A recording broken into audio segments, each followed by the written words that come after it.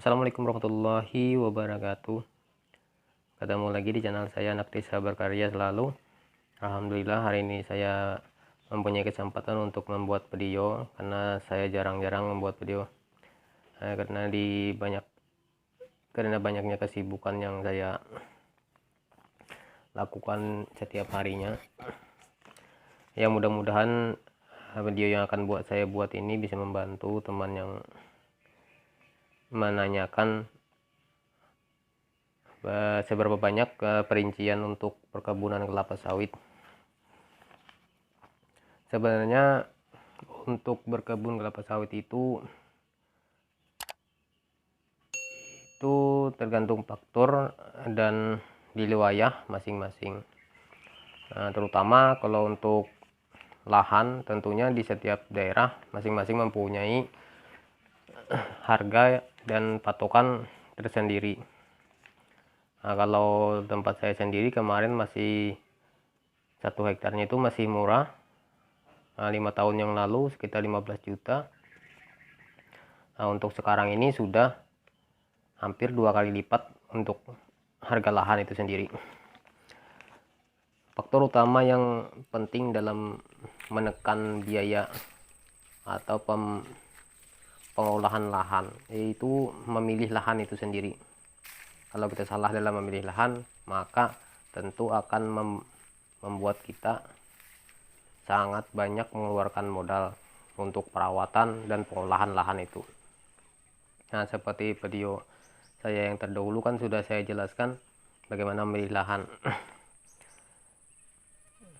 Jadi untuk 1 hektar lahan itu biasanya sekitar 136 atau 132, tergantung jarak tanam yang kita aplikasikan di lahan itu.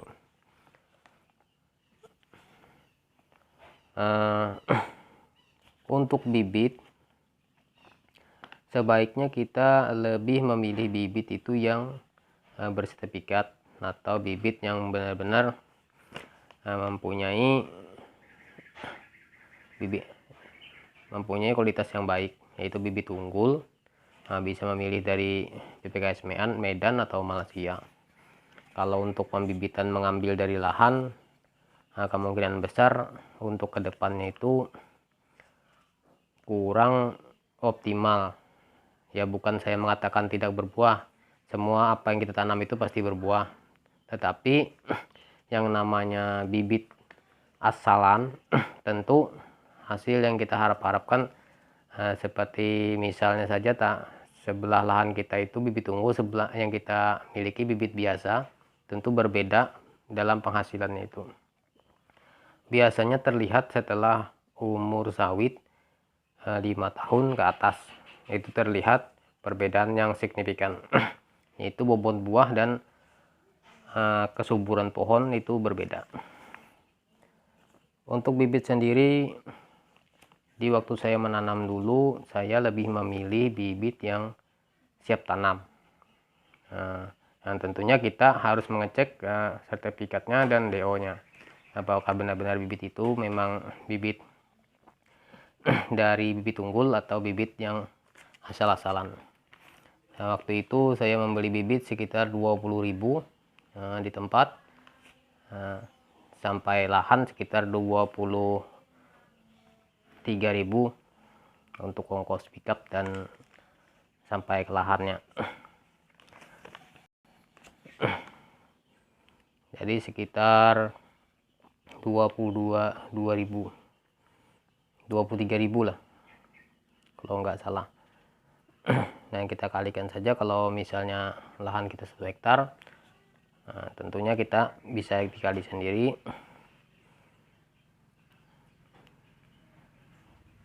Kalau misalnya kita hitung saja 25.000 dalam 1 hektar itu, kita membutuhkan uang sekitar 2.300-an, kita 2.400.000.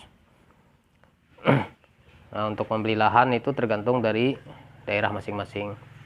Syukur-syukur kita mendapatkan lahan yang masih murah. Kalau saya pribadi dulunya membangun itu tidak memandang daerah itu ramai atau tidaknya. Yang penting lahan itu benar-benar lahan subur, Nah, untuk transportasi kedepannya kita bisa hitung-hitung dalam jangka 2 atau 3 tahun kan, untuk masa panennya akan datang itu bisa kita hitung. Jadi kita bisa pertimbangkan di daerah masing-masing. Kalau upah untuk penggarapan lahan itu 1 hektar sekitar 2 juta rupiah untuk lahan garap, maksudnya lahan biaya tebas, dan upah potong kayu sekitar 2 juta. Kalau saat ini sekitar hampir 3 juta untuk cincang kayu, yang biasanya lahan-lahan baru itu banyak kayunya. Kalau untuk menggunakan alat berat, kalau nggak salah kemarin teman bilang sekitar 6 juta per hektar. Kalau untuk pupuk awal, alhamdulillah untuk sampai saat ini di daerah kami ini tidak menggunakan pupuk awal. Bukannya saya merekomendasikan tidak menggunakan pupuk, tetapi karena lahan yang kami pilih di sini memang lahan subur, dan alhamdulillah hasil dari kebun itu tidak kalah dengan teman-teman yang menggunakan pupuk awal. Nah, disebabkan pemilihan lahan yang memang benar-benar bagus, jadi tidak ada biaya pupuk awal. Untuk ongkos tanam, saat ini ongkos tanam itu dari pengangkutan sampai bikin lubang dan penanaman sekitar harga Rp7.000 dengan pancangnya. Pancang itu ya menyusun titik-titik pokok sawit, entah itu mata 5 atau lurus. Tapi alangkah baiknya digunakan mata 5 atau zigzag, karena namanya pohon sawit itu sangat membutuhkan sinar matahari full. Kalau misalnya kita membeli biji, saat ini biji itu sekitar 7-8 ribu per biji itu untuk PPKS Medan. Bisa kita kalikan, kalau misal satu box isi 250 itu sekitar 2 juta. Nah, jadi satu box itu bisa untuk 1 hektar itu lebih 100. Jadi bisa kita jual sisanya kalau sudah besar, enggak masalah. Tentunya harganya kan lebih tinggi. Nah, misalnya kita jual 15.000 aja sudah dapatkan untung. Kalau untuk biaya penyemaian di playback itu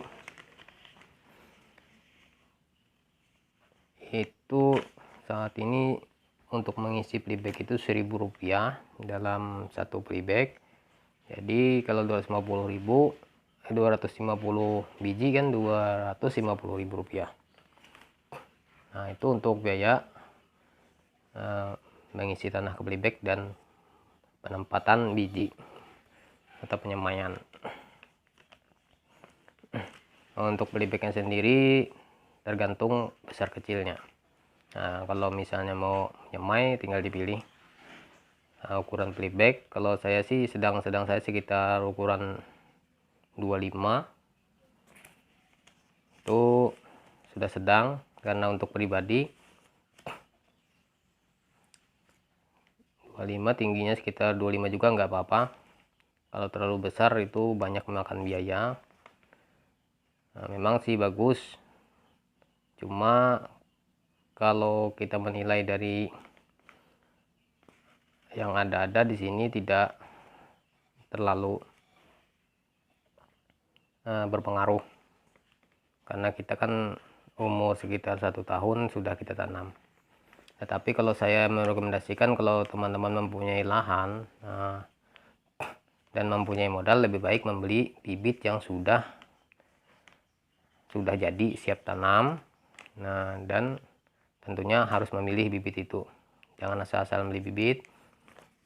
Kalau misalnya kita menyemai, belum tentu dalam 1 tahun kita bisa menanam, karena mungkin kendala atau apapun bisa terjadi. Nah, kalau kita hitung lagi, kalau kita mempunyai uang, lebih baik kita langsung tanam dengan membeli bibit jadi. 1 tahun kita sudah bisa melihat hasil dari melihat pertumbuhan, maksudnya sudah bisa melihat hasil pertumbuhan dari kebun kita. Sedangkan kalau kita menyemai, kita masih menunggu bertahun-tahun. Tentunya ya yang pasti ya 1 tahun kita menunggu baru kita menanam. Nah, kalau bagi saya sendiri itu sangat membuang waktu. Kalau yang punya modal lebih baik langsung tanam.